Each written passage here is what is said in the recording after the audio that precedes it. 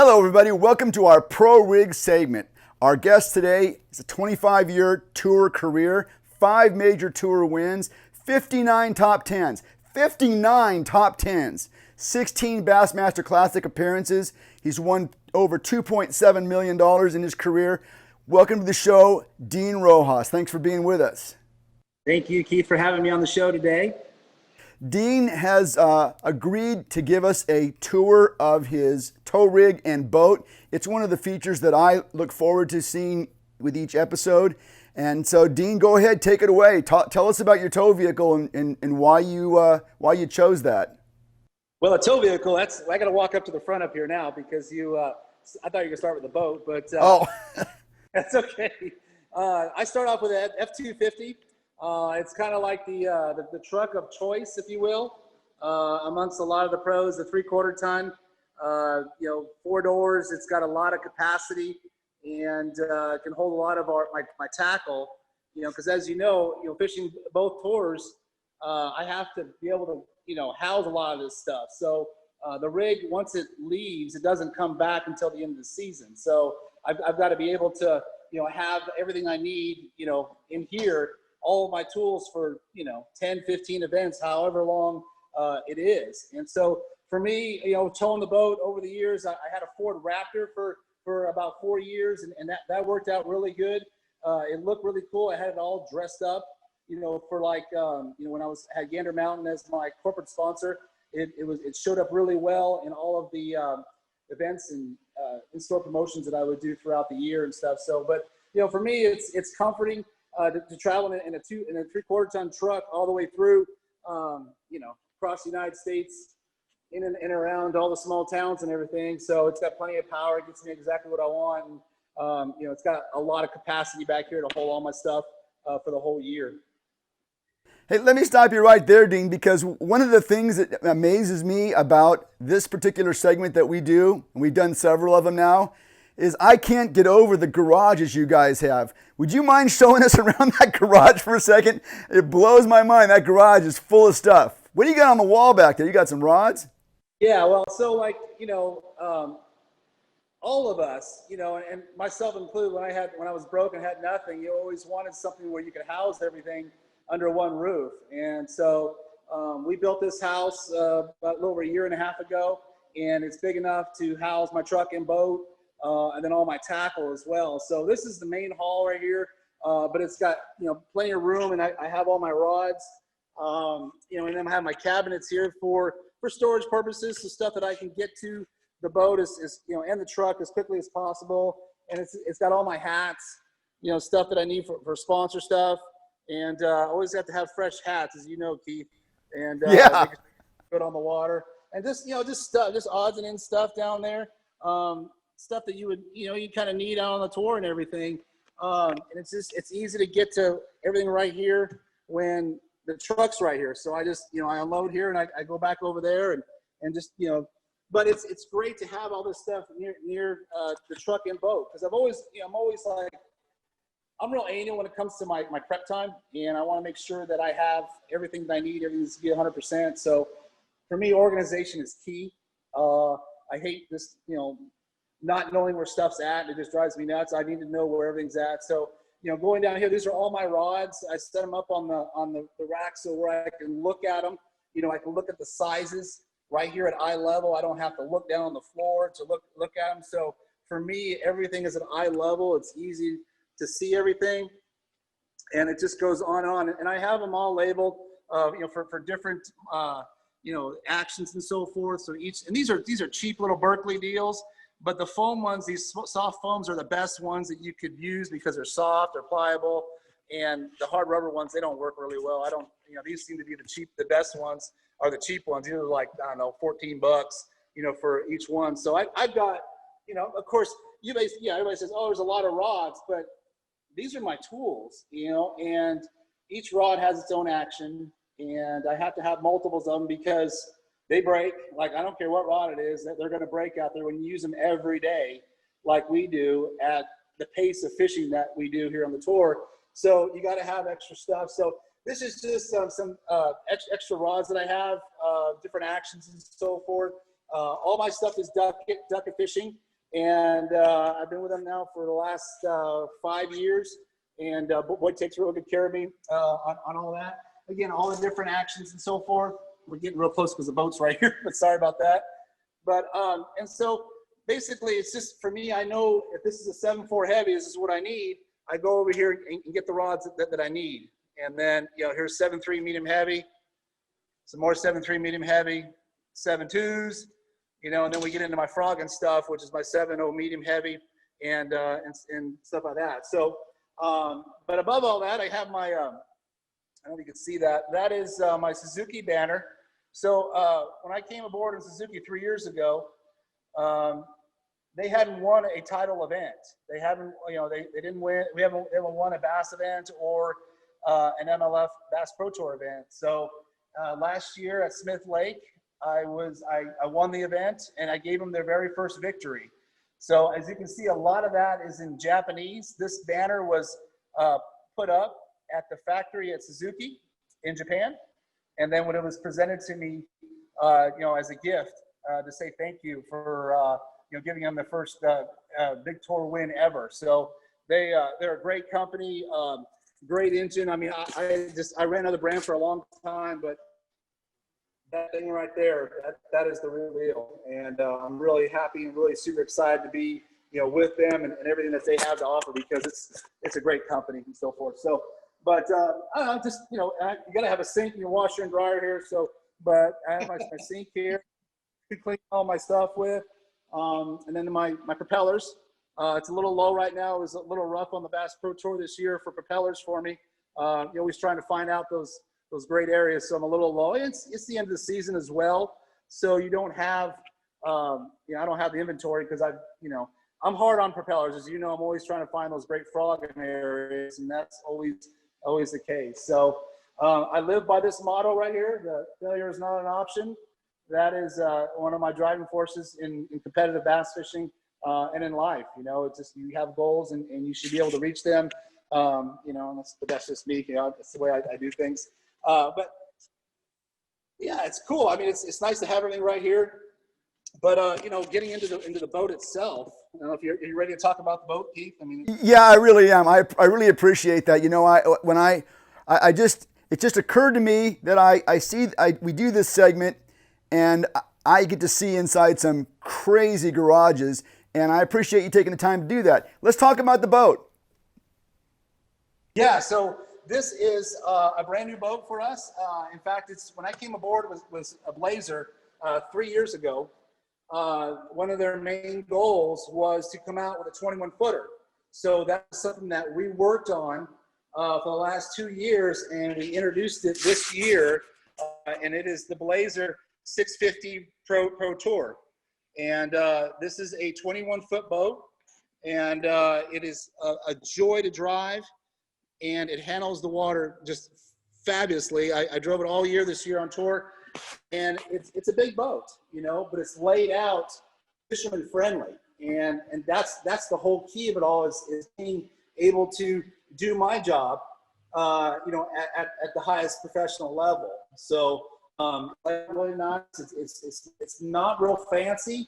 It's a fishing machine, and that's what you want. You want something that is going to help you get to, you know, the fish as quickly as you can and efficiently as possible.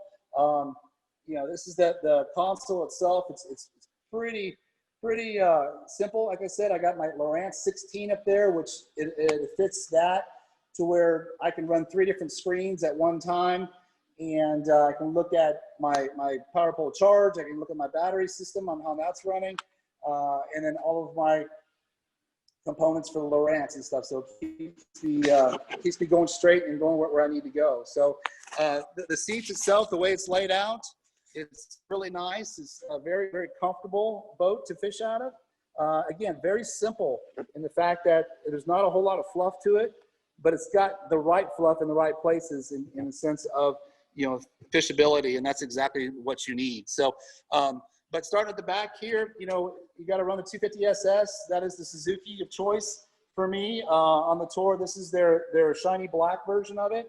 Again, I got 8-foot power poles on the back, which are a must. I've been with power pole ever since the very beginning. I was with them. I was the first guy ever to have a power pole on my boat during a bass event, and that was in 2001 down at Lake Seminole. Everybody thought I was nuts, but back then they had the little Sportsman, which was about that tall. It was only about 4 feet, but you know, it did the job. I was able to catch a 6-pounder that tournament because it locked me into place and the wind was howling, and I'll never forget that as long as I live. So it's cool. I've been with him for a long time, and John Alvaro, I'm very good friends with him and so forth. But the cool thing about this is the back deck, and the back deck is huge in the sense that it's one big lid.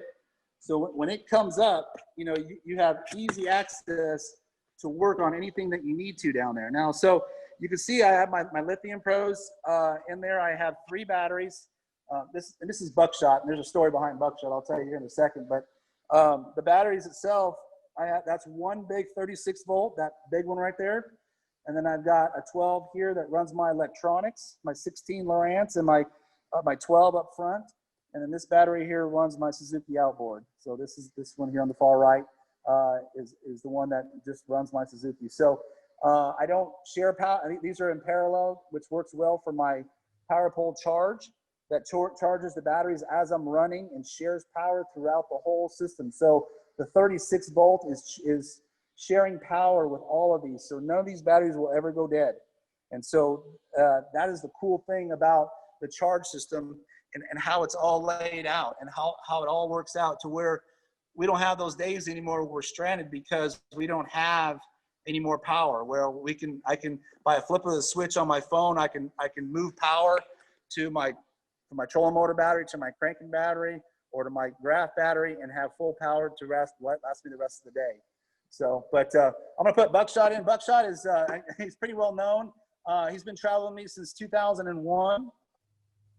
And he is a duck that I found when I broke the world record down there at Lake Toho. He's been well documented on that aspect, and I keep him in the boat with me. I took him out one year in 2013, and I had the worst year of my career. So I ended up putting him back in again because he belongs there. So that little duck right there he's been a lot across the country, probably last 20 years with me. So he's seen a lot of miles underneath him. So, but you know, easy access, everything's good. Big panel back here to go back here. Got a Bob's Machine jack plate back here to house my Suzuki, and great jack plate. Bob's Machine, they build the best stuff on the market by far. You know, and that's one of the cool things about Blazer is, you know, they have a lot of different products that you normally don't see on bass boats, and a lot of them are high end. They're really good components and stuff that's proven when it comes to that. So, but we'll climb up here in the boat. Hey, Dean. Yep. Do you have you're there in Arizona? Do you have a local Blazer dealer that you work with out there? No, I do not. The Blazer is their headquarters in Pensacola, Florida. And so for me, you know, the boats, when they come out here, it's just mine. I probably have the only Blazer here on the West Coast, but it's a phenomenal boat. And, you know, I think, you know, I always tell people about the Blazer, and they always ask me, why is it so good? Why do you think it's so good? I said, man, because I think that they have the best kept secret when it comes to bass boats. And I feel like nobody even knows about them out here on the West Coast. And they ride really nice. They're fast. They're efficient, and they have tons of storage. And so when you have all those 3 components, then you have the perfect bass boat. You know, everybody. You know, we got big water out here, and speed at times is really critical, and to getting to those spots and getting back to weighing in time. So for me, a lot of people love this boat that I've showed. I mean, it's a phenomenal boat the way it's all laid out. It's very simple. It's nothing over the top. There's not a whole lot of fluff to it. It's just get me there quick, put me in position to where I can catch a fish and get me back quick. I mean, so that I could ever ask for a boat, you know, to get you to go ahead and do your job. So it's got, you know, little day boxes and so forth. And I, you know, keeping it at, you know, these are stuff that I can get to real quick. Drop shot stuff. Usually is where I have all my finesse stuff, and it's just something I can get to really quick. And then very simple. These are all lighted, by the way. And so, they're deep storage bins. So you can pack a lot of tackle in here if that's what you want to do. And I don't have a whole lot in here because this is not my tour boat, but I have one just like it. But this is just for out here in Havasu and stuff that I like to fish out here. But everything up here is carpeted in the box here, as you can see. So you're not on hard plastic up there. There is, the bins are in the back here. But, and it's got a big wide deck up here, so where you can move around and have your rods not at your feet all the time. Then we move up front here with my Ghost trolling motor and my Lowrance. That's all interlinked. So there's a transducer up there on my Ghost trolling motor that ties in with my HDS 12 up here, and I have all the great features of the Ghost trolling motor that interlink with everything. So it's all NEMA access. It's all the way through the whole boat. Of course, I have my point one up here, and then also my power pole up and down buttons for when I need to stop very quickly. So one of the cool things too, I know it's kind of trivial, but they have a huge panel up here, and the panel comes off pretty easily. So you're able to access underneath and lock down your trolling motor bracket and do any kind of work you need to do with Lowrance. If you want to upgrade your units, or add extra features to it, you're able to do that up here in the front by just undoing a few screws. Hey, Dean, quick question for you, or comment. That panel that you're talking about, seeing that panel, that's amazing, because on my boat, my panel is about, I would say maybe a foot by about 6 inches. So you're right. When you're trying to change out a trolling motor or trying to do anything under there, I mean, it's terrible. But that's a lot of room to work right there. Yeah, and we those are things that we try to make with the boat, to make it to where you can change a bilge pump, or you can change an aerator pump, or you can change anything that you won't need to on a boat that's general maintenance. No different than up here in the front. We want something that's going to be, very easy to be able to get to the stuff and get it fixed and get you back on the water. You talked about Blazer. I've always heard of Blazer. I haven't seen too many of them. Obviously, I'm on the West Coast, but there are a few guys fishing Blazers on the tours this year, right? Yeah, this year we had myself, and we had Jason, and we had Jason Lambert that were running Blazer in 2020, and we're going to be picking up 2 more guys. And we have a Blazer guy on the Bass Elite. I think we're going to add a second one over there, and then there might be another one on the Bass Pro Tour. So they're growing. They're a new brand. They're an old brand, but a new brand, I guess. Yeah.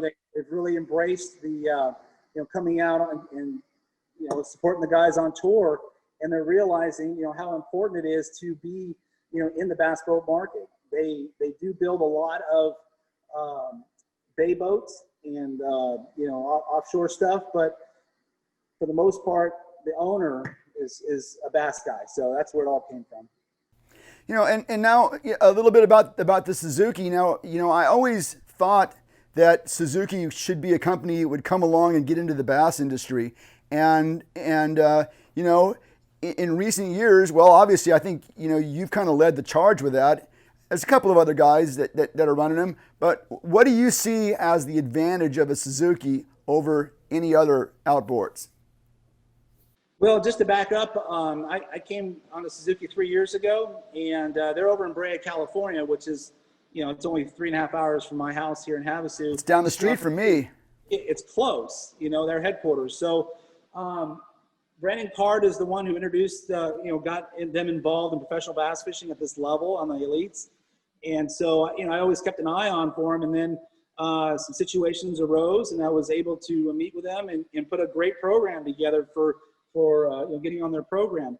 And I'm just going to share a little tidbit of information on our first meeting, because I'm on the tour. I've been on the tour for 20 years, so stuff happens out there. Okay, things break, things don't go well. The last brand I had never left me stranded, but it came back knocking and making some noises, but it never left me stranded. So it's a good brand. But when I talked to them and they're trying to put everything together, and I said, what are we going to do for a service crew, for Suzuki? And they kind of looked at each other, and I said, well, things happen out there, and they looked at me and they said, well, Dean, only because you don't know because you haven't run our product, but our engines don't break. I said, okay. So I said, okay. I mean, that's all right. You're proud of your product. I got it. I said, what about impact? Well, that's another thing. We'll supply you with what you need and we'll get it fixed. But we expect you to be able to drop a gear case and do that, which I have many times. It's not a big deal for me. It's pretty simple. It's 4 bolts and it comes out and put another one in there. So it's not a big deal for me. But they said, you'll see. And I said, well, okay. I said, but you're not going to penalize me, right? Because if something happens, oh, no, you're fine. Don't worry. He goes, we have, commercial guys that have 10,000 hours on these motors. He says, as long as the maintenance is up, he says, they don't fail. And I'm like, okay, that's okay. So fast forward to today, 3 years later, with no service crew for the last 3 years at all, okay? It never left me stranded, never had a problem. They were right. This thing just runs and runs and runs and runs. You just put fuel in it and run and run and run and run and run and run. It's a commercial motor that's a Bass engine, if that makes any sense. This is designed to run and run and run. I go, well, is it fast? Heck yeah, it's fast. I mean, this thing I can do about 73 miles an hour with this Suzuki here, the 250 on a 21 footer. The 625 that I had before was a 20 footer. It would go to about 75 miles an hour before I hit the rev limiter. So, and a lot of it's prop issue. I run a standard Suzuki propeller back there. It's nothing special. It's something that you can buy off the showroom floor, Could I go faster? Absolutely. But do I, want to get there and get back? That's more important to me. So, and underneath the Bass Pro Tour format, we don't have to race in the morning to get to our spot, and we don't have to race to get back, because when the time ends on the water, it time ends for everybody. You can just cruise on back home. Well, that is a great tour, Dean, and great commentary on Suzuki. I mean, they are relatively new, and obviously the bass fisherman is kind of a hard-headed consumer. They know what everybody else has always used. But it's cool to see new stuff come along, both on the boat side and on the engine side. That's good stuff. Now let's talk about what's next for you. Or did you show us the live wells yet? Because the live wells are important. I haven't shown the live wells, and that's probably something I told you before. They're very proud of their live wells. They feel like they have the best live wells in the business. Just because they have 2 pumps for every tank that circulate water when you're running, but they're massive live wells. Again, very easy access to get the fish in and out of. They're close. They're right in the middle of the boat, which is exactly what you want. And everything's lit up. I can turn the lights on and everything and show you everything, but for the most part, it's pretty much standard. They do share a screen down there, as you can see, but very deep. They hold a lot of water, a lot of capacity. Outstanding.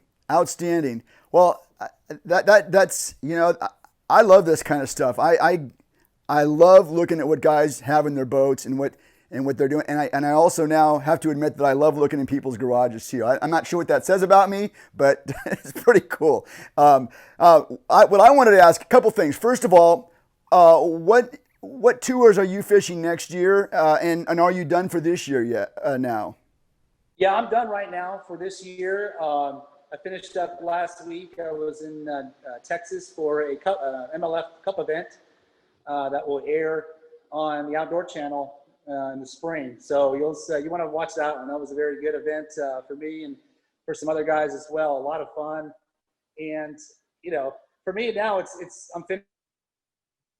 For next year, I'm fishing the MLF Pro Circuit, and I'm also fishing the Major League Fishing Bass Pro Tour. So I've got a heavy season ahead of me next year. I'm going to fish right around 16 events, which is a lot. I mean, that's what I used to fish when I was in my late 20s, early 30s. So I feel great physically.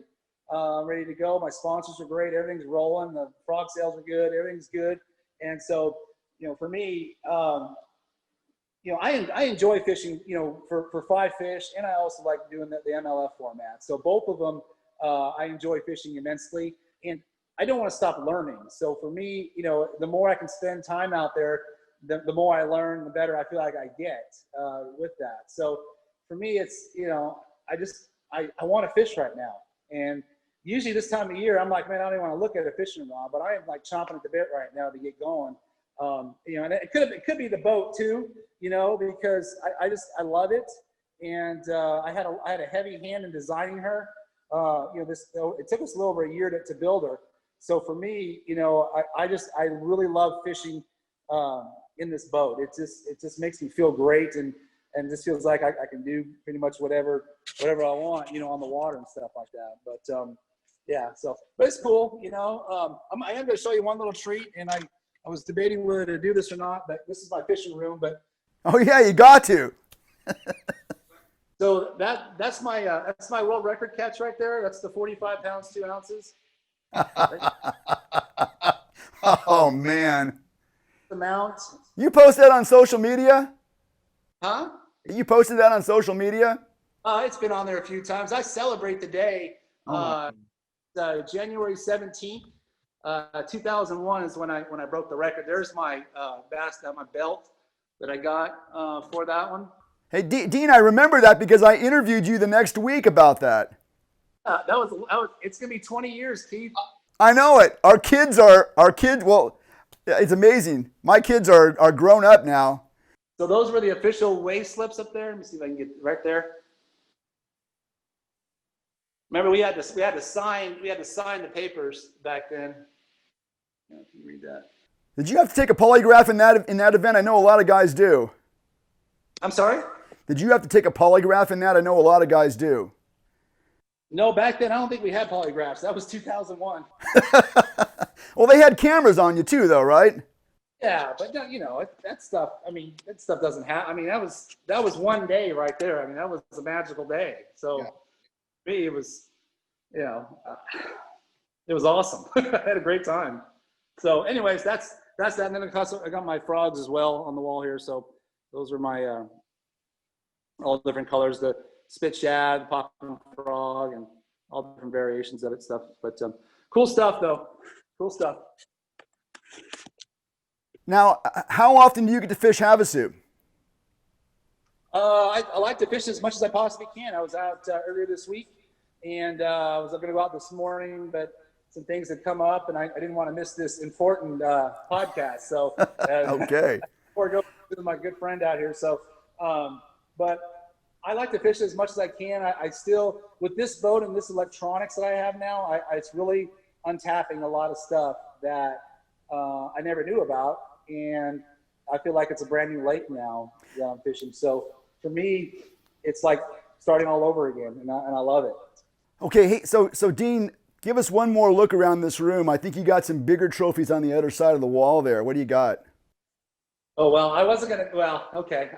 It's a mess. For me, it is. But most people think it's really organized and everything. But these are my really big ones here. Of course, you see the Bass Pro Tour one that I got last year, and the blue trophies from Lake Oneida, Toledo Bend, and some fish and chips events that we did. Now, these are only all the really big ones, and I've got my other plaques over here that I'll show you that when I won, when I broke the record. Most people know I won the very next event there at Toledo Bend. So I won back to back. So those are my 2 plaques.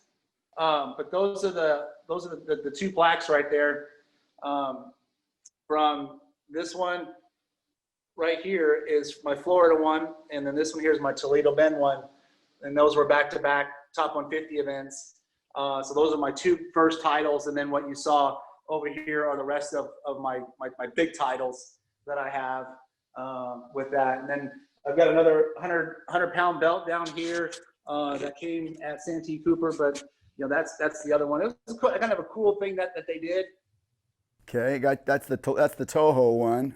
Yeah, so that was over the 108 pounds, and then the other one was 103 that I got at Santee Cooper in 2006 or 7. That was when Preston Clark beat my record for the 4-day. He didn't break it for the overall, but he or for the 1-day, but he broke the 4-day total. So for me, it was okay. For me, the most important day was that first day, the 45 pounds, 2 ounces. So that's the day I'll never forget, and I celebrate every January 17th. Well, Dean, this has been an absolute joy to see not only your boat and your tow vehicle, the inside of your garage, and that special glimpse of the trophy room. That's something most people don't ever get to see. I appreciate you doing that with us today. Oh, thank you, Keith. It's always cool to, you and I have known each other for a long time, and we fished a lot against each other early on and stuff. It's cool to see you're still in the fishing community and doing podcasts and so forth. So give me a call anytime. Thanks a lot, Dean. Good luck to you. We'll be in touch. Hey, we're going to want to do a frog special one of these days, all right? I think I might know 1 or 2 things about that. Yeah, I think you might too. Take care, Dean. Thanks.